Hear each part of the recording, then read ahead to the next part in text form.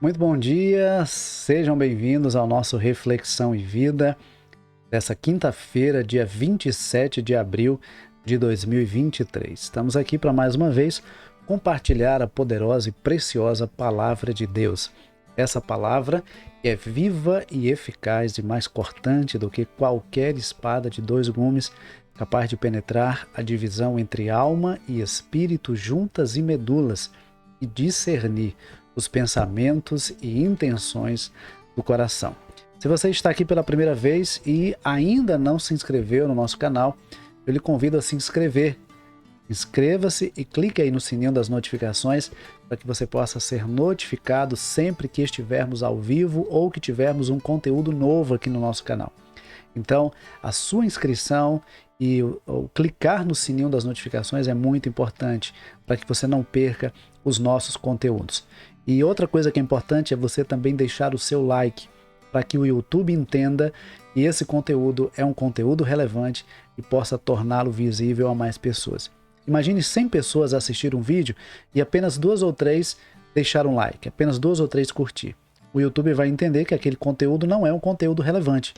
Mas quando você assiste o conteúdo e deixa o seu like, o YouTube entende a relevância desse conteúdo, tá bom? Outra coisa que você pode e deve fazer é compartilhar esse link aí nas suas redes sociais. Você pode ser um mensageiro de boas notícias.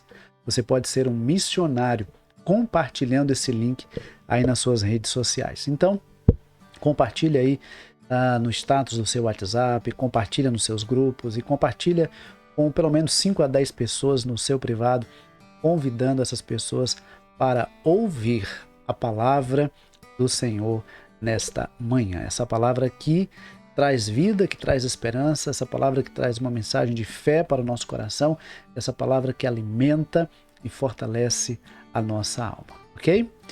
Vamos então para a nossa reflexão de hoje. Hoje eu quero falar com você no capítulo de número 30 de Gênesis. Gênesis, capítulo de número 30. E nós vamos ler os versículos 1 e 2. Gênesis capítulo 30, versículos 1 e 2 nos dizem assim: Quando Raquel viu que não dava filhos a Jacó, teve inveja de sua irmã e disse a Jacó: Dá-me filhos, senão morrerei. Dá-me filhos, senão morrerei. Então a ira de Jacó acendeu-se contra Raquel e disse: Por acaso estou eu no lugar de Deus que impediu que o teu ventre desse fruto? Por acaso estou eu no lugar de Deus que impediu que o teu ventre desse frutos? Bom, nós podemos perceber nos versículos 31 a 35 do capítulo 29, que Lia, irmã de Raquel, a quem foi dada também como esposa a Jacó, ela teve o seu ventre aberto pelo Senhor, teve o seu ventre abençoado pelo Senhor, e ela deu filhos. Já havia nascido ali 4 filhos. Havia nascido Rúben, Simeão, Levi e Judá.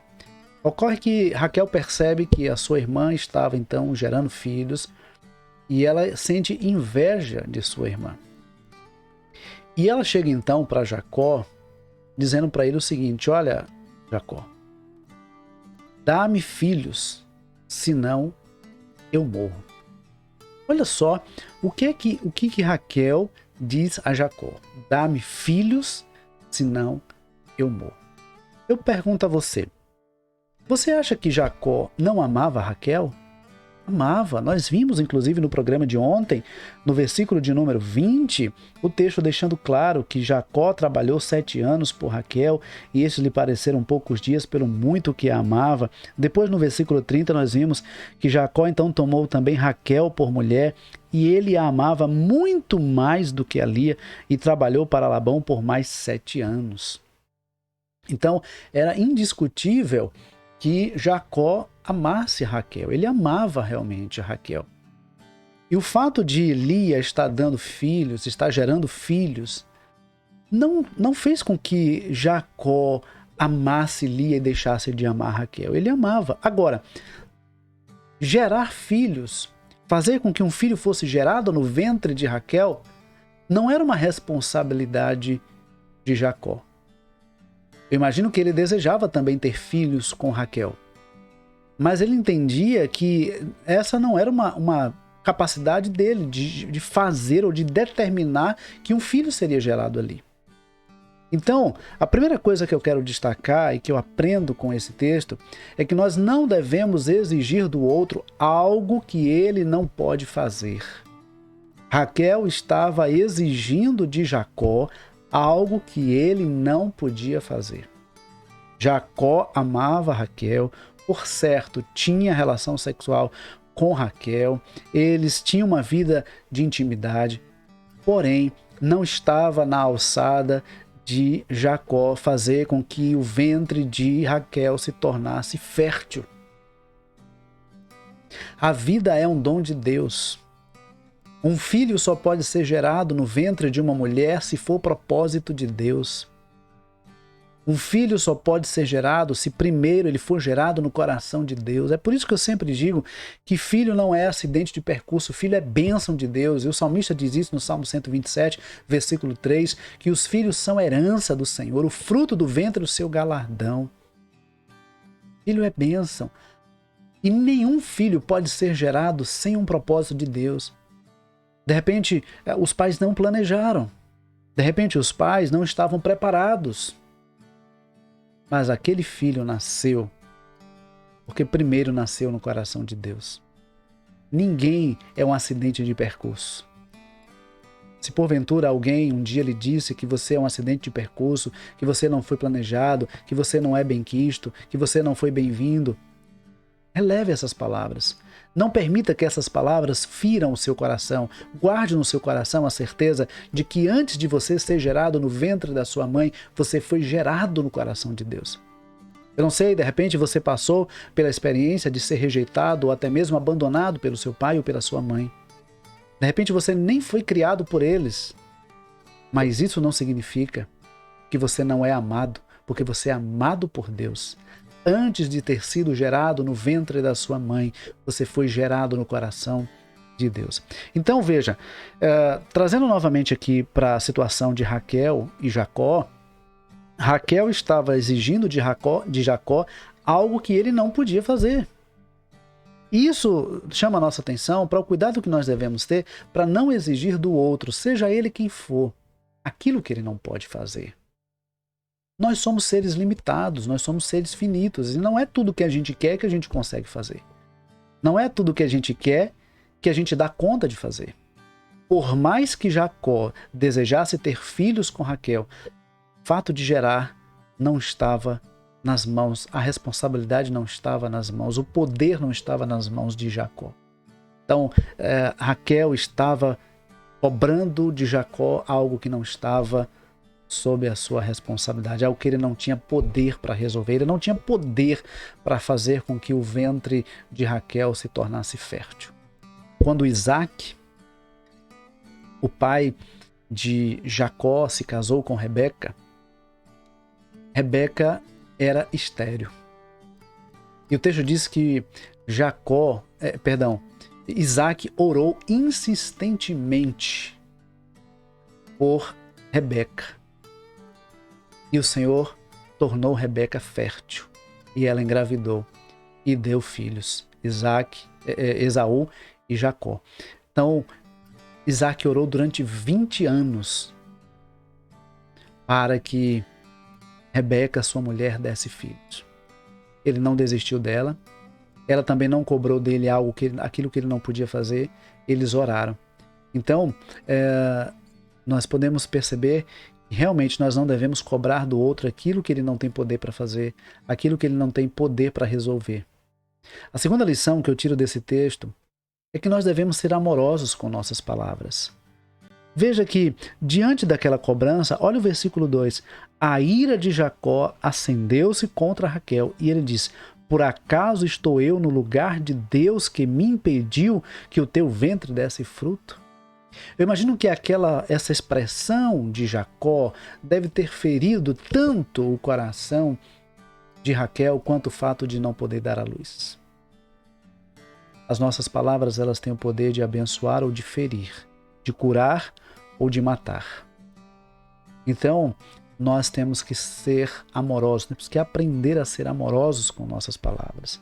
Nem sempre nós conseguimos, mas nós precisamos nos policiar, nós precisamos nos esforçar, nós precisamos buscar em Deus a capacitação, o domínio próprio, a mansidão, a temperança, para que as nossas palavras, elas sejam palavras que edificam. O apóstolo Paulo, quando escreve aos Efésios, ele diz: não saia da vossa boca nenhuma palavra torpe, nenhuma palavra desnecessária, mas somente aquela que for necessária para a edificação. Aquela palavra de Jacó, no momento de ira, não edificou a vida de Raquel, não consolou, talvez tenha aumentado a dor, o sofrimento, a angústia de Raquel. Ela desejava muito ter filhos. E naquele momento em que Jacó é cobrado por algo que ele não podia fazer, a ira sobe à sua cabeça. A sua cabeça começa a ferver de ira, de nervosismo, de chateação. E ele diz coisas que ferem Raquel na sua alma. Então nós precisamos aprender a ser amorosos em nossas palavras. É fácil? Não, não é fácil. Por isso que o apóstolo Paulo também diz que nós não devemos deixar com que o sol se ponha sobre a nossa ira. Ele diz assim, olha, irai-vos e não pequeis.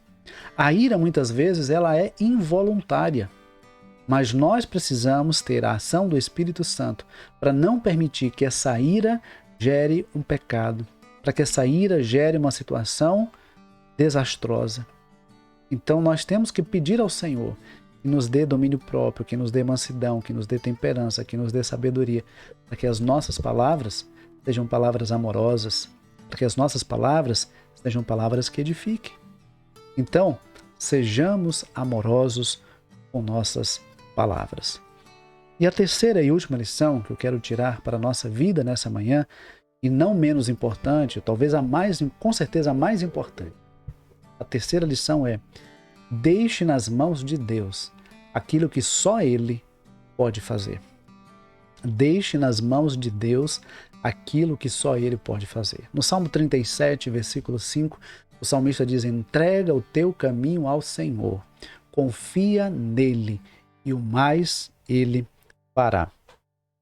No texto de Gênesis, capítulo 30, nós vemos então a partir do versículo 22 o seguinte: e Deus lembrou-se também de Raquel, ouviu-a e a tornou fértil, de modo que ela engravidou e deu à luz um filho e disse: Deus tirou-me a humilhação. E deu-lhe o nome de José, dizendo: acrescente-me o Senhor ainda outro filho. Nós vamos ver lá na frente que o Senhor de fato acrescenta um outro filho também, não é? O Benjamim. Então Deus ouviu o clamor de Raquel. Eu imagino que Raquel entendeu naquela situação que quem podia realmente mudar a sua situação e torná-la fértil não era Jacó. Esse poder não estava nas mãos de Jacó, esse poder estava nas mãos de Deus. E quando ela entendeu que Deus tinha o poder para torná-la fértil, ela começou então a buscar no Senhor, a clamar ao Senhor, a orar ao Senhor. Porque o texto diz que Deus ouviu e a tornou fértil. Se Deus a ouviu, é porque ela estava buscando a Deus em oração, ela estava orando para ser mãe, ela estava clamando ao Senhor para que ela pudesse ser mãe. São todas que vão orar e vão pedir para ser mãe e vão se tornar mães? Não necessariamente. Porque Deus ele tem um propósito em todas as coisas. Pode ser que o propósito de Deus para a sua vida seja outro, não seja o de ser mãe, seja outro. Isso não quer dizer que você é menos importante do que as suas amigas ou do que as suas irmãs que geraram filhos. Isso não quer dizer que você é menos importante. Talvez seja o caso de que Deus vai colocar na sua vida outros filhos. Filhos espirituais, filhos adotivos, filhos do coração. Filhos que não vão nascer do seu ventre, mas que vão nascer também do seu coração. Então, deixa eu falar para você uma coisa nessa manhã. Coloque nas mãos de Deus aquilo que só Ele pode fazer. De repente você está se desgastando, você está se consumindo, você está perdendo a sua paz, você tem perdido a sua alegria, porque você tem criado expectativa nas pessoas, esperando que elas mudem, de que elas resolvam o seu problema, ou de que elas mudem a situação que lhes cerca. Tem coisas que fogem do nosso controle, tem coisas que nós não temos o poder de mudar. Então, seja também amoroso nas suas palavras. De repente alguém vem para você com a alma amargurada, com a alma ferida. Eu imagino que Raquel estava com a sua alma muito ferida. E quem está ferido, naturalmente vai ferir também. E como ela estava com sua alma ferida, ela fere Jacó, cobrando dele algo que ele não podia fazer. Então, sendo também ferido por estar sendo cobrado por algo que não podia fazer, Jacó respondeu a Raquel de forma ríspida, de forma grosseira. Isso com certeza machucou ainda mais o coração de Raquel. Então, nós temos que nos policiar e sermos amorosos com nossas palavras. E em terceiro lugar, coloque nas mãos de Deus aquilo que você não pode fazer. Coloque nas mãos de Deus aquilo que as outras pessoas não têm feito conforme a sua expectativa. Coloque nas mãos de Deus aquilo que você tanto sonha, aquilo que você tanto almeja, porque Deus, Ele tem poder para fazer infinitamente mais do que tudo quanto pedimos ou pensamos, conforme o poder dele que opera em nós. Eu gosto muito desse texto do apóstolo Paulo, quando ele escreve aos Efésios, porque ele nos mostra que Deus é poderoso para fazer infinitamente mais do que tudo que pedimos ou pensamos, conforme o poder dele que opera em nós. Então, a melhor coisa que nós podemos fazer é colocar nas mãos do Senhor e crer que Ele pode fazer.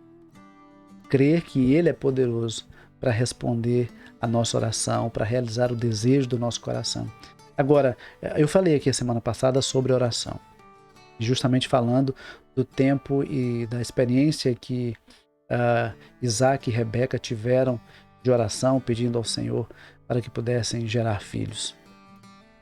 Orar não é comunicar ou noticiar a Deus. Não é informar a Deus, porque Deus já sabe de todas as coisas. A oração é uma demonstração de que nós confiamos no poder de Deus e de que nós dependemos do Senhor. A oração é uma prova de fé, é um exemplo de fé, é um testemunho de que nós confiamos no poder e no agir do Senhor. E fé não é simplesmente crer que Deus pode fazer o que eu quero. Fé é crer em Deus, mesmo quando Ele não faz aquilo que eu quero.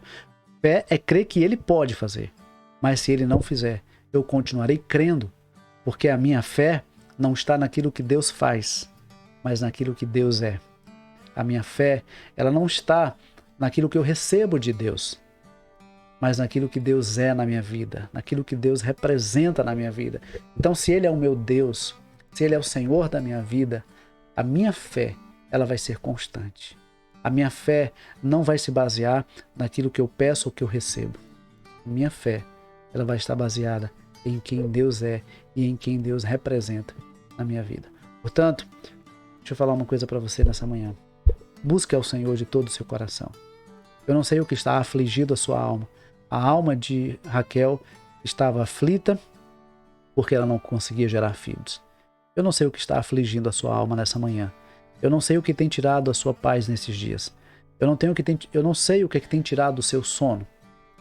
Mas eu sei que existe um Deus que é poderoso para acalmar o seu coração, que é poderoso para consolar o seu coração, direcionar o seu coração e fazer na sua vida muito mais do que você pensa ou pode imaginar. É esse Deus Todo-Poderoso. E eu quero então finalizar com o texto de Filipenses, capítulo de número 4, versículo de número 7. Filipenses capítulo 4, a partir do versículo 6 até o versículo 7, quando o apóstolo Paulo nos diz assim: Não andeis ansiosos por coisa alguma.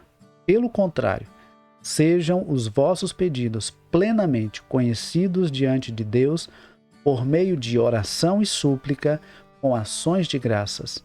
E a paz de Deus, que ultrapassa todo entendimento, guardará o vosso coração e os vossos pensamentos em Cristo Jesus. Eu imagino que se Raquel tivesse ido a Deus antes de ir a Jacó, ela teria o seu coração tranquilizado pelo Senhor. ela teria o seu coração consolado, fortalecido e animado pelo Senhor.